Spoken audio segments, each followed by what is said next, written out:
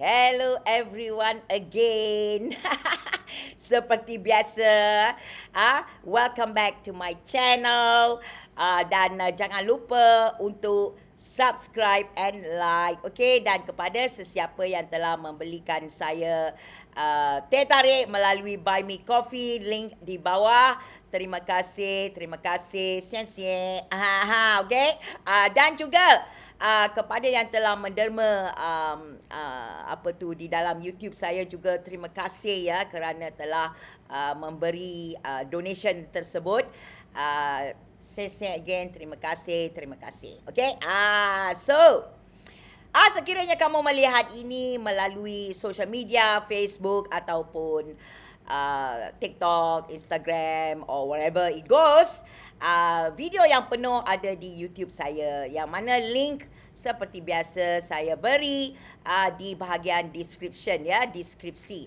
So saya harap kamu orang pergi ke melihat video penuh sebab saya tidak pernah memuat naikkan video yang tidak yang penuh di dalam social media. Hanya di YouTube sahaja yang penuh. Okay. So hari ini ya, apa yang saya hendak bercakap lah.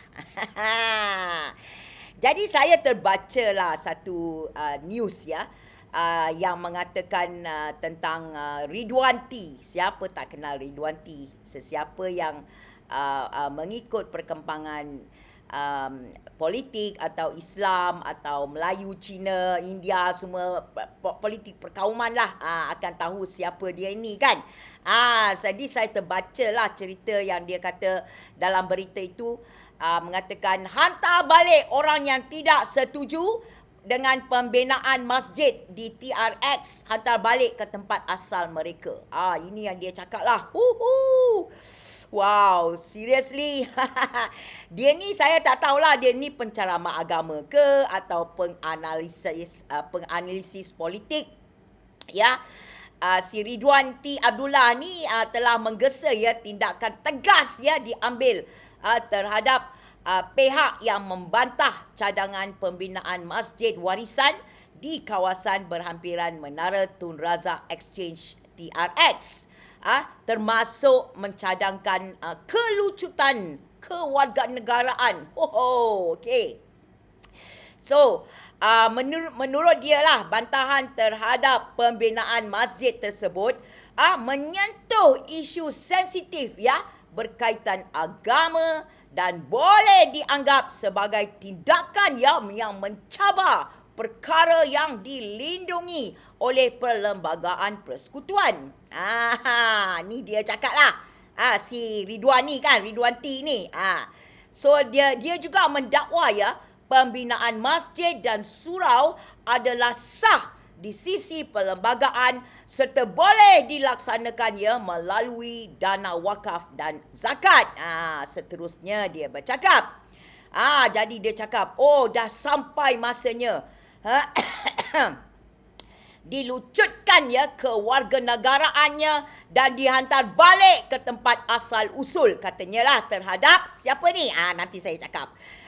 Katanya lah menerusi satu hantaran media sosial beliau lah, si Ridwan ni lah kan. Ridwanti ni juga turut mendakwa ya pihak yang mengkritik pembinaan masjid berkenaan sebenarnya menjadi punca ketidakharmonian dalam masyarakat. Dia tak tengok cermin kot. Okey, kenyataan itu ya. Sekarang ya dibuat ya, si Ridwanti ni buat kenyataan tersebut sebagai reaksi ya terhadap pandangan veteran DAP. Datuk Teng Chang Kim yang menggesa cadangan pembinaan masjid warisan di hadapan TRX dibatalkan. Okey. Saya tak tahulah. Saya tak tahu kenapa nak bina masjid. Tak cukup masjid lagi ke? Tak tahulah kan. Saya tak tahu kawasan itu. But anyway, so Teng sebelum ini mendakwa ya pembinaan masjid tersebut berpotensi menimbulkan ketidakharmonian, rasa tidak puas hati dan konflik supaya dalam kawasan yang telah berkembang sebagai pusat komersial serta hiburan bertaraf antarabangsa.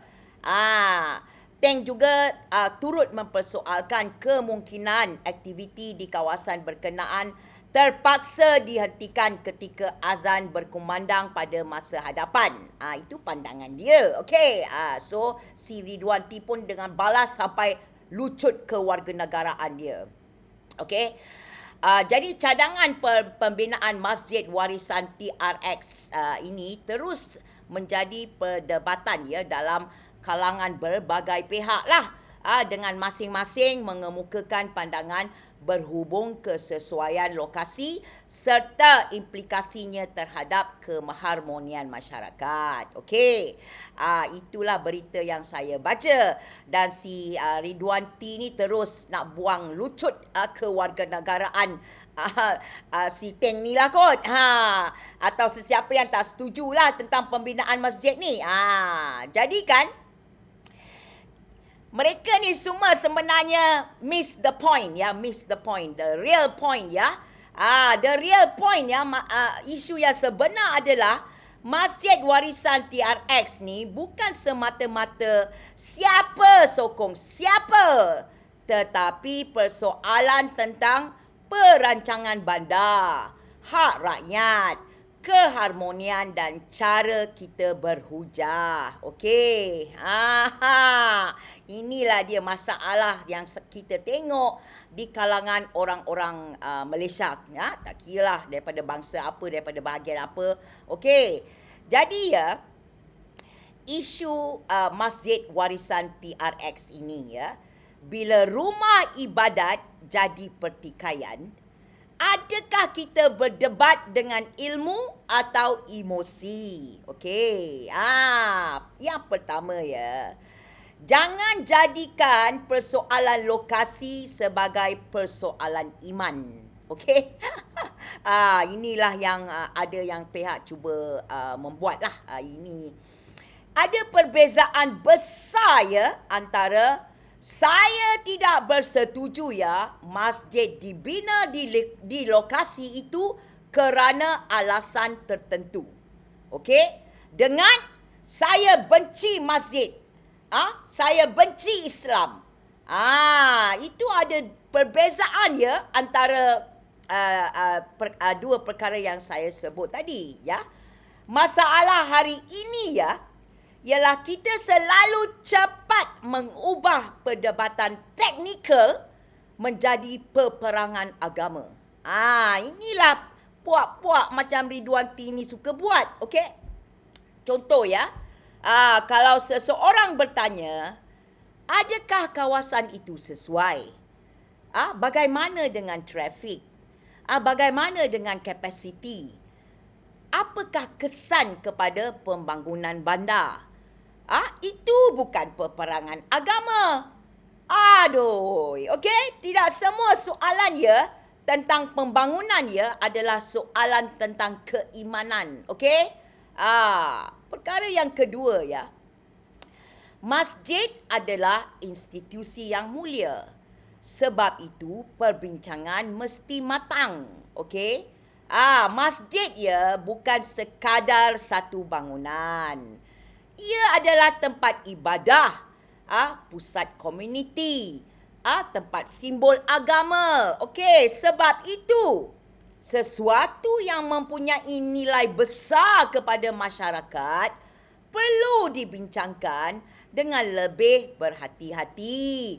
Bukan dengan menuduh, bercakap macam-macam, menjerit benda-benda yang tidak ada kaitan. Okey, kalau kita benar-benar ya menghormati masjid, kita juga mesti menghormati proses dan perbincangan yang mengelilinginya. Okey. Perkara yang ketiga ya, keharmonian ya bukan bermaksud semua orang mesti bersetuju.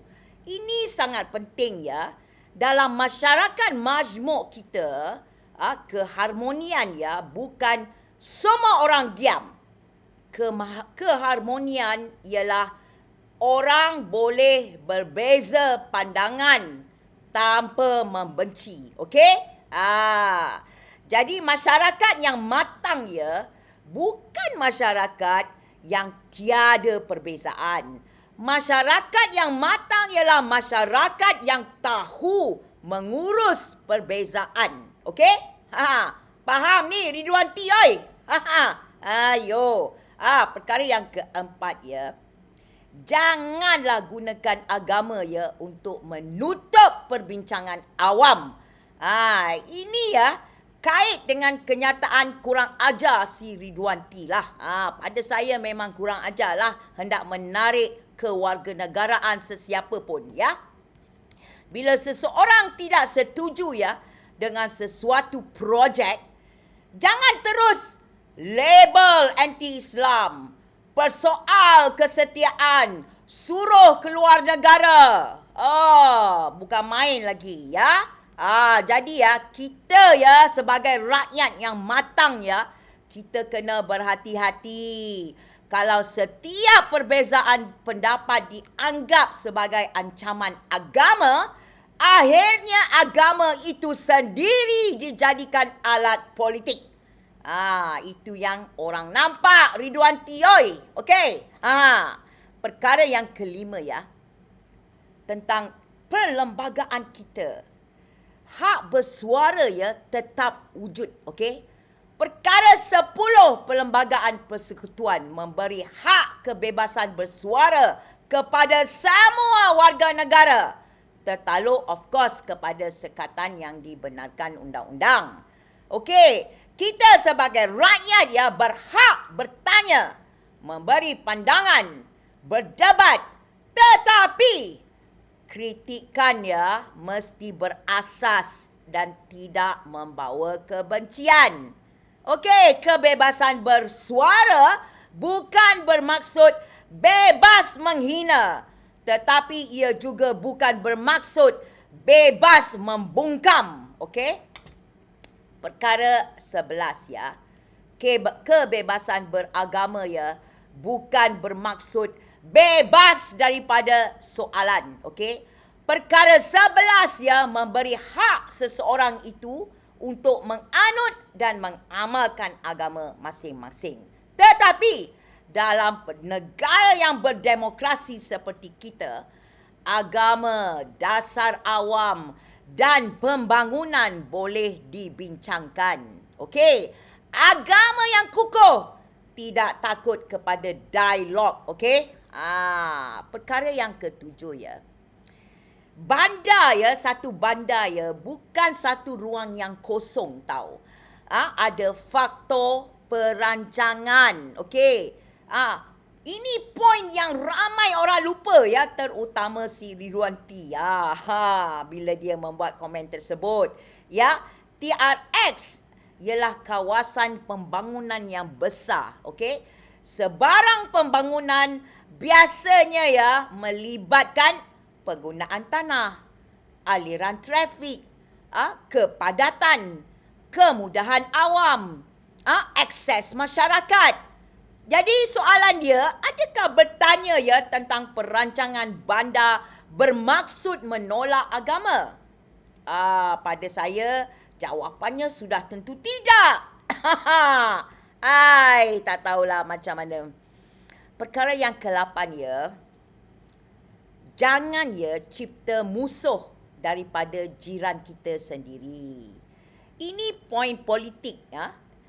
Ini adalah bahaya ya bila isu berubah ya menjadi siapa yang bersama kita, siapa yang lawan kita. Maka ya rakyat biasa yang hanya bertanya pun dianggap sebagai musuh. Okey, jadi orang pun takut nak bertanya. Itu yang mereka hendaklah. Negara ya tidak rosak kerana rakyat bertanya. Negara rosak apabila rakyat takut untuk bertanya. Itu yang sebenarnya mungkin mereka mahu.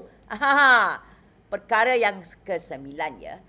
Masjid ya bukan milik satu kumpulan politik. Okey? Kena faham ini. Masjid ya adalah milik umat. Okey? Dia bukan masjid bukan milik parti, bukan milik tokoh tertentu, bukan milik mana-mana kumpulan. Okey. Jadi ya, jangan kecilkan masjid menjadi simbol pertandingan politik. Kena faham ini ya. Jadi saya nak bertanyalah kepada Ridwan T ni lah kan. Apa yang kamu buat ni, adakah wacana agama atau politik ketakutan? Okey. Bila semua isu ya jadi isu bangsa dan agama, masalahnya ya bukan orang bincang tentang masjid. Masalahnya ialah bila setiap perbezaan pandangan ya terus dianggap serangan serangan kepada agama. Ridwan T ya telah membina sebahagian besar identiti awam beliau berdasarkan isu-isu yang melibatkan identiti Melayu, Islam, bahasa, perhubungan antara kaum. Ya, ini kita tahu. Beliau sering digambarkan ya sebagai seorang kolumnis yang kontroversi ya disebabkan pendirian beliau ya yang tegas dan keras ya dalam isu-isu tersebut. Ini semua telah ada dalam berita-berita semua ya. Okey. Ini bukan saya petik daripada mana-mana. Ini adalah daripada news. Okey. Kalau setiap soalan ya dianggap sebagai satu ancaman, akhirnya ya yang kita bina bukan masyarakat yang berilmu, tetapi ya masyarakat yang takut untuk bertanya. Okey? Inilah dia yang mereka mahu, supaya rakyat takut untuk bersuara. Okey. Segmen yang kedua ya, yang beliau kata, yang dia kata hantar balik ke tempat asal. Ini satu citizenship problem ya. The citizenship problem. Saya nak tanyalah dengan si Ridwan T ya. Sejak bila ya hak kewarganegaraan bergantung ya kepada sama ada seseorang setuju atau tidak dengan kita? Boy. Ya. Demokrasi yang matang ya menerima wujudnya perbezaan pendapat. Okey? Seseorang ya boleh menyokong Islam. Boleh menghormati masjid.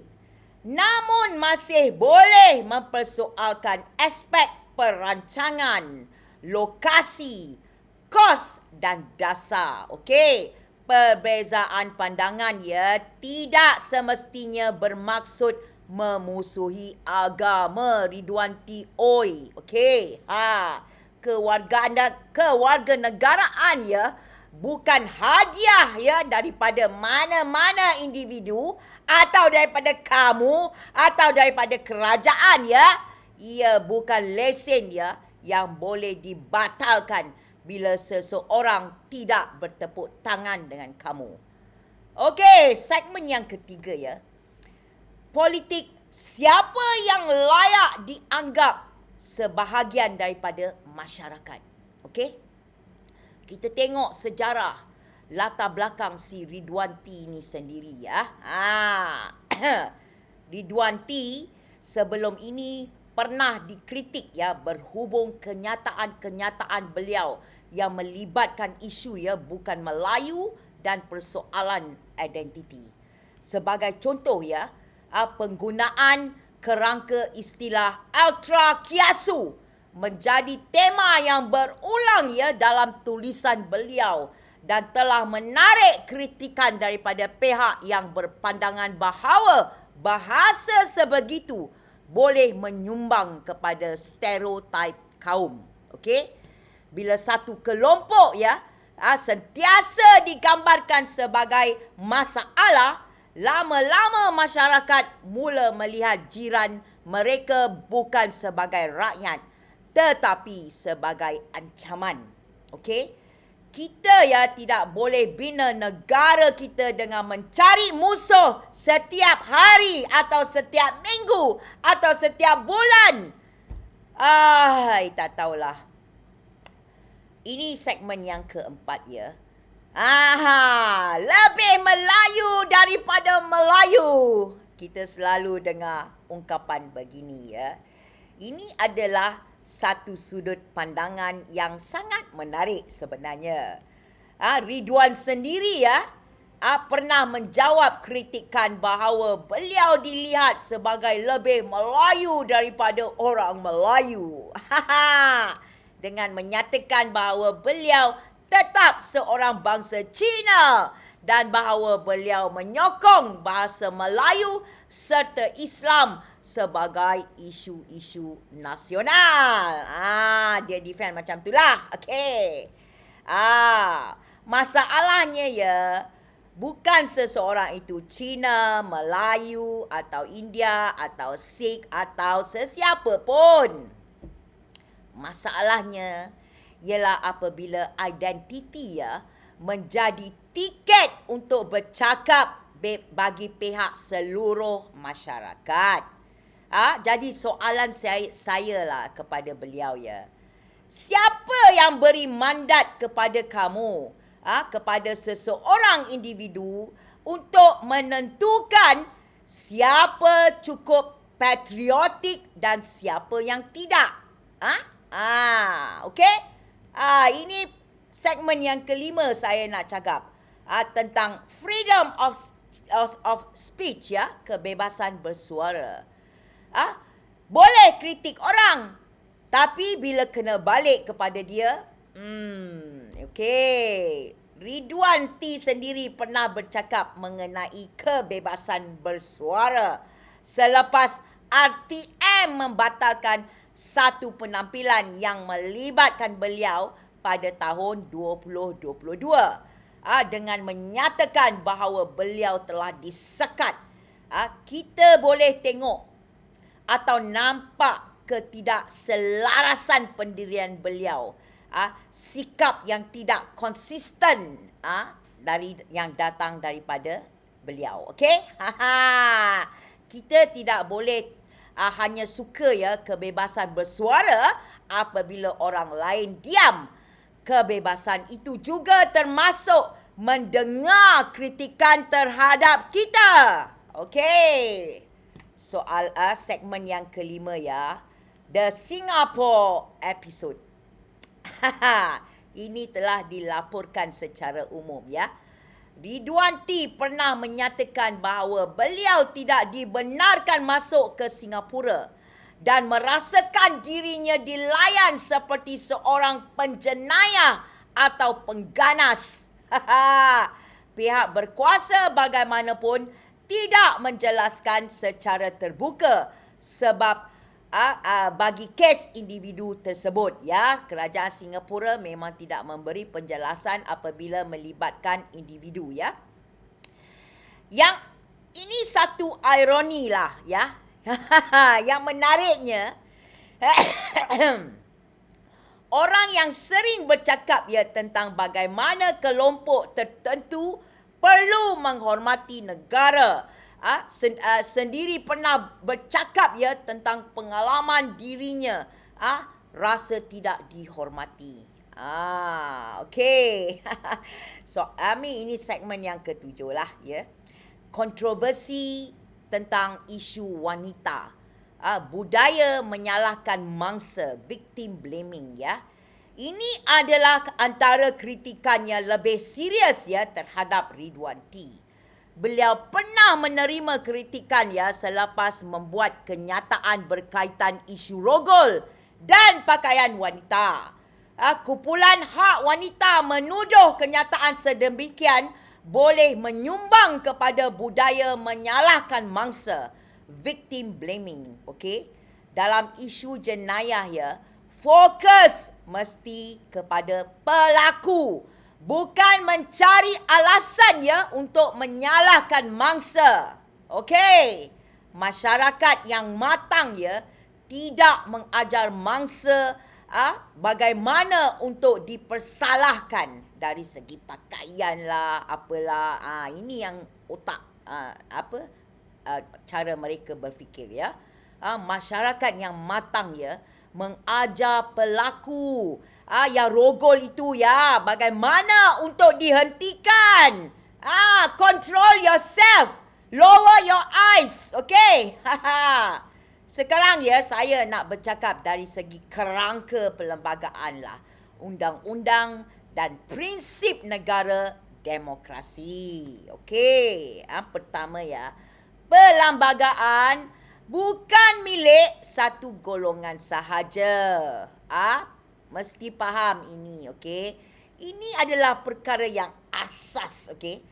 Malaysia ya beroperasi berdasarkan perlembagaan persekutuan sebagai undang-undang tertinggi negara.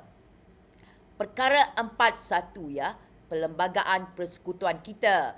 Perlembagaan ini ialah undang-undang utama persekutuan dan apa-apa undang yang diluluskan selepas dari Hari Merdeka yang tidak selaras dengan perlembagaan adalah terbatal. Okey? Jadi ya, bila kita bercakap ya tentang hak rakyat, kita bukan bercakap ikut emosi. Kita bercakap berdasarkan perlembagaan. Okey? Tidak ada seseorang pun individu, termasuk tokoh agama kah, atau engkau siapa pun, ahli politik kah, atau penganalisis, tak kira kamu tu siapa, boleh menjadi hakim perlembagaan. Yang menentukan siapa layak menjadi rakyat. Engkau faham tak, Ridwan Roy? Ridwan T. Okey. Yang kedua ya, isu hantar balik ke tempat asal. Dan tentang kewarganegaraan ya. Perlembagaan Malaysia kita mempunyai peruntukan ya tentang kewarganegaraan. Bahagian 3 ya, perlembagaan persekutuan mengawal isu kewarganegaraan. Ini prinsip penting ya. Kewarganegaraan ya bukan boleh ditarik hanya kerana seseorang itu tidak bersetuju. Dia mengkritik, mempunyai pandangan berbeza. Okey. Faham itu, okey? Di dalam negara yang berdemokrasi seperti kita, perbezaan pendapat bukan alasan ya untuk menghapuskan identiti seseorang sebagai rakyat Malaysia. Okey? Kau faham tu Ridwan, okey? Kalau seseorang ya lahir di Malaysia, membayar cukai, hidup di sini, keluarganya di sini, atas undang-undang apa yang kamu boleh kata dia balik tempat asal? Hanya kerana pandangan dia tidak sama dengan kau. Aduh. Okey, ini ya tentang perkara 8. Kesetaraan di sisi undang-undang. Okey. Perkara 1 ya, semua orang adalah sama rata di sisi undang-undang dan berhak mendapat perlindungan sama rata. Ridwan Ting, kau faham ni? Okey. Undang-undang ya tidak sepatutnya digunakan ya sebagai alat untuk membezakan rakyat berdasarkan pandangan. Okey? Kita tidak boleh pilih perlembagaan bila ia menguntungkan kita dan lupakan perlembagaan bila orang lain menggunakan hak mereka. Okey? Nah sekarang perkara yang ke-10. Perkara 10 di bawah perlembagaan kita. Kebebasan bersuara. Ini sangat relevan dan sangat penting ya. Perkara 10(1)(a), okey? Memberi hak kepada setiap warga negara ya untuk kebebasan bercakap dan bersuara. Memang ada sekatan melalui undang-undang, tetapi mengkritik dasar, mengkritik projek, mengkritik keputusan kerajaan bukan automatik jenayah, okey? Jadi kalau setiap bantahan terhadap dianggap sebagai kebencian, maka demokrasi hanya tinggal slogan sahaja.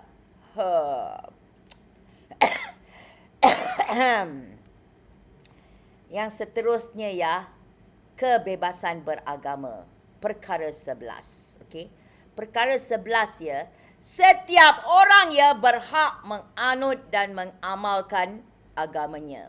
Tetapi kebebasan beragama ya tidak bermaksud tiada siapa boleh bertanya, tiada siapa boleh berbincang, tiada siapa boleh mempunyai pandangan yang berbeza. Ada faham tak? Islam ya tidak pernah menjadi agama yang takut kepada ilmu dan perbincangan. Okey? Perkara yang ketiga ya di dalam perlembagaan kita. Islam sebagai agama persekutuan. Perkara 3 ya menyatakan Islam ialah agama persekutuan, tetapi ia juga tidak menghapuskan hak rakyat lain. Okey. Poin saya meletakkan Islam sebagai agama persekutuan bukan lesen ya untuk mematikan suara rakyat. Okey, ini selalu kita lihat ya, mereka cuba mengatakan Islam adalah agama persekutuan. Jadi kita tak boleh cakap apa pun. No, it's not true, okey? Dan mempertahankan Islam ya tidak bermaksud ya menggunakan Islam ya untuk memenangkan setiap hujah politik kamu. Faham? Perkara yang ketujuh ya. Masjid, perancangan bandar dan kerajaan tempatan. Pembinaan rumah ibadat juga melibatkan perancangan bandar, guna tanah, kelulusan pihak berkuasa tempatan, kepentingan komuniti. Jadi soalan yang kita perlu tanya kepada si Ridwanti dan geng-geng dia, adakah semua persoalan teknikal mesti ditukar menjadi isu agama? Okey, sebagai contohlah. Seseorang ya boleh bertanya tentang lokasi, tentang trafik, tentang kepadatan, tentang kesesuaian kawasan, tanpa membenci agama. Okey. Tidak semua soalan ya tentang pembangunan adalah soalan tentang iman. Tak tahulah, kata kamu ni lecturer kan, pensyarah kononnya. Tak tahulah dia masih pensyarah atau tidak. Tak tahulah universiti atau sesiapa apa yang mengambil dia tu tak. I don't understand. Yang ke-8 ya. Bahaya politik anti-Islam ya. Adalah terlalu mudah. Inilah yang selalu mereka gunakan, anti-Islam, anti-Melayu. Ini politik ya. Bila semua kritikan ya dilabel sebagai anti-Islam, akhirnya ya label itu hilang makna. Itulah dia sekarang ni. Apa-apa korang cakap pun dah semua orang kata ini politik. Rakyat semakin bijak. Kamu faham tak? Kerana ya jika orang Islam bertanya, terus anti-Islam. Macam saya lah selalu kena label anti-Islam bila kita bertanya tentang administration ya. Kalau pakar bandar bertanya, terus jadi anti-Islam. Kalau rakyat biasa bertanya, terus jadi anti-Islam. Maka istilah itu ya digunakan sebagai senjata politik. Bukan lagi perlindungan agama. Faham tu ya. Yang ke-9 ya, prinsip kedaulatan undang-undang. The rule of law. Dalam negara moden kita ya, bukan individu ya menentukan hukuman. Bukan media sosial menentukan hukuman. Bukan sentimen menentukan hukuman. Tetapi perlembagaan kita, parlimen kita, mahkamah kita, proses undang-undang. Okey. Negara hukum ya bukan negara yang paling kuat menjerit. Okey? Negara hukum ialah negara yang paling kuat menjaga proses-proses tersebut. Okey? Isu sebenar bukan masjid sebenarnya. Isu sebenar ialah bagaimana kita mengurus perbezaan. Kalau satu cadangan pembangunan boleh dibincang dengan matang, itu tanda masyarakat yang kuat, ya. Tetapi kalau setiap soalan dijawab dengan kemarahan dan konspirasi, itu menandakan masyarakat sedang hilang ruang dialog. Okey, kita boleh mempertahankan agama, ya, tanpa menyerang rakyat. Okey, agama tidak menjadi lemah kerana rakyat bertanya. Okey, agama menjadi lemah apabila ia digunakan untuk menutup pertanyaan. Malaysia, ya, bukan dibina atas prinsip semua orang mesti setuju.